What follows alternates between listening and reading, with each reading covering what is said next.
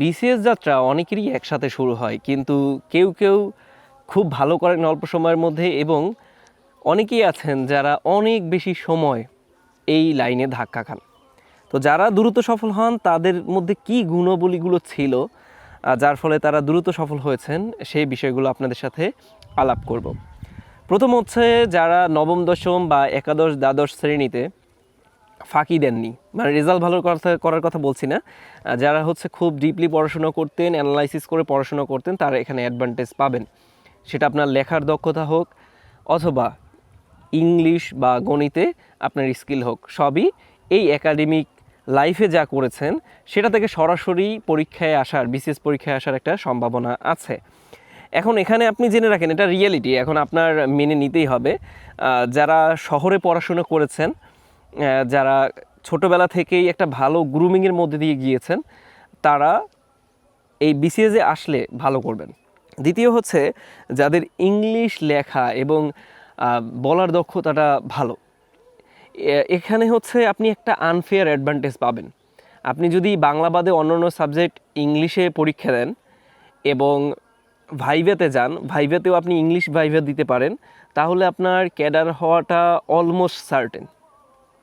যারা ইংলিশে রিটেন দিবেন তাদের প্রতি একটা সফট কর্নার কাজ করে, এবং ভাইভাতে তো আপনি অনেক বেশি মার্ক পেতে পারেন। মূলত ভাইভাতে অনেক ক্যান্ডিডেট বাদ পড়েন, কারণ তারা একটা প্যারাও হচ্ছে ইংলিশে বলতে পারেন না ভালো মতো। তো যারা বলবেন তাদের তো সেই অ্যাডভান্টেজটা থাকবেই।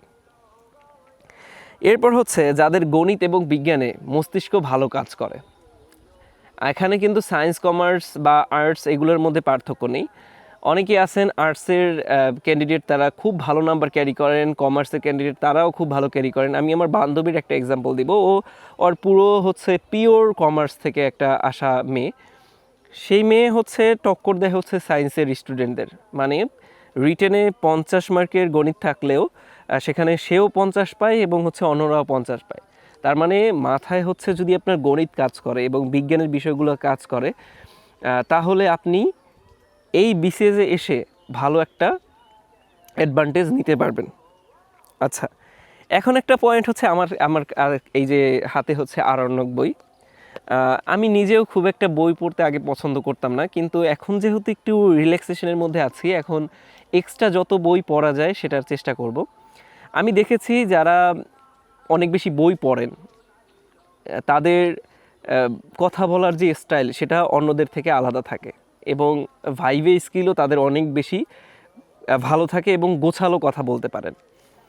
এবং লিখিতর ক্ষেত্রেও তারা যখন বাংলা পরীক্ষা দেন, তারা যখন বাংলাদেশ পরীক্ষা দেন, সেখানে ওই যে শব্দের যে গঠন সেটা অনেক সুন্দর হয়। তো এটা আপনি সরাসরি হয়তো প্রভাব পাবেন না, কিন্তু আপনি লিখিততে ওটা যে পড়বে সে এটা ফিল করতে পারবে, যে যিনি খাতা দেখবেন।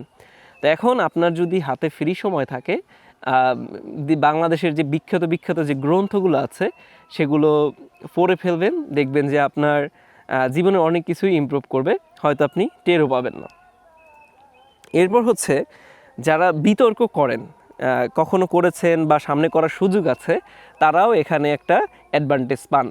আপনারা জানেন যে বাংলাদেশ আন্তর্জাতিক লিখতে গেলে এবং বাংলা এসে বা ইংলিশ এসে লিখতে গেলে সেখানে আমাদের পক্ষে বিপক্ষে অনেক কথা লিখতে হয়। আপনি যদি এই পক্ষে বিপক্ষে স্ট্রং যুক্তি দাঁড় করাতে পারেন, যারা বিতর্ক করেন তারা তো এই যে পক্ষে বিপক্ষে নিয়ে খুব ভালো গোছালো অ্যান্সার করতে পারেন, তো তারা এই বিসিএস রিটেনে খুব ভালো করতে পারবেন, এবং দেখা যায় ভাইভাতেও আপনি ভালোভাবে ডিফেন্ড করে আসতে পারবেন।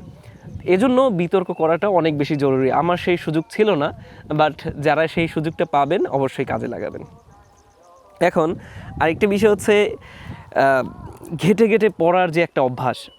আপনি এই কথাটা ভিডিওর একটা মাঝামাঝি সময় বলছি, সেটা হচ্ছে বিসিএসে কিন্তু আপনার কোচিং করার আসলেই দরকার নেই। এখন কাদেরকে আমি কোচিং করার কথা বলি, যারা আসলে ঘাটতে পছন্দ করেন না, সিম্পল প্রশ্ন করেন, মানে এত সিলি প্রশ্ন আসলে একটা ক্যান্ডিডেটের করা উচিত না। তো যারা ঘেটে ঘেটে পড়তে পছন্দ করেন তারা কোচিং বাদ দিতে পারেন, এক্সামের জন্য দুই একটা প্ল্যাটফর্ম ইউজ করতে পারেন, কিন্তু ফিজিক্যাল কোচিং করার কোনো প্রয়োজন নেই। তো যারা ঘেটে ঘেটে পড়তে পছন্দ করেন তাদের এইখানে এসে একটা অ্যাডভান্টেজ আপনি পাবেন। দেখবেন আপনি এমন এমন সোর্স থেকে জ্ঞান আহরণ করছেন যেগুলো আসলে যাদেরকে স্পুন ফিড করানো হয় তারা সেটা কোথা থেকে খুঁজে পাচ্ছে না। তো আপনি একটু অন্যদের থেকে আলাদা হবেন। এখন আরেকটা হচ্ছে একরোখা হওয়া। আচ্ছা, অনেকে আছেন না যে একটা টার্গেট নিলে সব কিছু ভুলে যান। সেরকমই দেখা যায় এই যে স্কিলগুলো যেগুলো আমি বলেছি সেগুলো থাকার পরও আপনি যদি একরোখা হন তাহলে আপনি একটা অ্যাডভান্টেজ পাবেন। একরোখা হওয়ার মানে হচ্ছে আপনি বিসিএস দিবেন, বিসিএস ক্যাডার হবেনই এরকম নিয়ত নিয়ে যদি নামেন, আপনি জানেন যে আপনার ক্যাপাবিলিটি আছে, তাহলে দেখা যায় আপনার পূর্ণ মনোযোগ আপনি আপনার সাবজেক্টে রাখতে পারবেন যখন পড়বেন, এবং এই ফিল্ডে বেশি মনোযোগ দেওয়ার ফলে সফল হওয়ার সম্ভাবনাটাও কিন্তু বাড়বে। এখন একরোখা হওয়া এই জন্য গুরুত্বপূর্ণ, কারণ অনেকে আছেন যে 6 মাস এক ফিল্ডে সময় দেয়, বাকি 6 মাস আরেক ফিল্ডে সময় দেয়, বাকি 6 মাস আরেক ফিল্ডে সময় দেয়। এই ক্ষেত্রে আমার একটা ফ্রেন্ডের কথা মাথায় আসছে। সে হচ্ছে এই ফ্রিল্যান্সিং রিলেটেড বিষয়েই অনেক বেশি ঘাটাঘাটি করতো। তো সে দেখা যায় কখনো ওয়েব ডেভেলপার, কখনো অ্যাপ ডেভেলপার, কখনো এইটা ওইটা এরকম করতে করতে সে কিন্তু একটা অ্যাভারেজ মানের রয়ে গেছে, এবং তার সেই ইনকামও কিন্তু সে জেনারেট করতে পারেনি আজকে প্রায় 4-5 বছর। তো জেনারেলিস্টিক হওয়ার চেয়ে যে কোনো একটা ফিল্ডে অনেক বেশি সময় দেন। যখন আপনি এখানে মোটামুটি একটা দক্ষতা অর্জন করে ফেলবেন তখন অন্যদিকে ফোকাস দিন। আর সর্বশেষ বলে রাখছি প্রেজেন্টেশন স্কিল, এটা অনেকের মধ্যে কেন জানি ইনহেরিনভাবেই চলে আসে। আমার ভার্সিটিতেও অনেক ভাইরা ছিলেন, প্রথম দিকে যাদের রোল ছিল তারা খুব ভালোভাবে প্রেজেন্ট করতে পারতেন। তো এই প্রেজেন্টেশন স্কিলটা যদি আপনার থেকে থাকে তাহলে কিন্তু আপনি ক্যাডার হওয়ার দৌড়ে বেশ খানিকটা এগিয়ে থাকবেন। এখন অনেকেই বলবেন তাহলে এই স্কিলগুলো তো আমার নাই, তাহলে কি আমি ক্যাডার হতে পারবো না? আমি কিন্তু সেটা বলিনি। আমি বলেছি এই স্কিলগুলো এখানে যেগুলো আমি উল্লেখ করেছি এগুলো যদি আপনার মধ্যে থাকে তাহলে আপনি অ্যাডভান্টেজ পাবেন, অনেক বেশি অ্যাডভান্টেজ পাবেন, এবং যাদের মধ্যে নেই তারাও চেষ্টা করবেন ডেভেলপ করতে, তাহলে আপনিও সেই সুবিধাগুলো ভোগ করতে পারবেন। শহরের অনেক স্কুল কলেজ এবং যারা ইউনিভার্সিটিতে পড়ছেন তাদের মধ্যে অলরেডি আমি যে বলেছি তার 80% বিদ্যমান আছে। তারা বসে থাকবেন কেন? যদি আপনার সরকারি চাকরি পছন্দ হয় আপনি চলে আসেন। পিলিটা একটু কষ্ট হবে, বাট রিটেন ভাইবা আপনি স্মুথলি ক্রস করতে পারবেন। ধন্যবাদ আমাকে সময় দেওয়ার জন্য।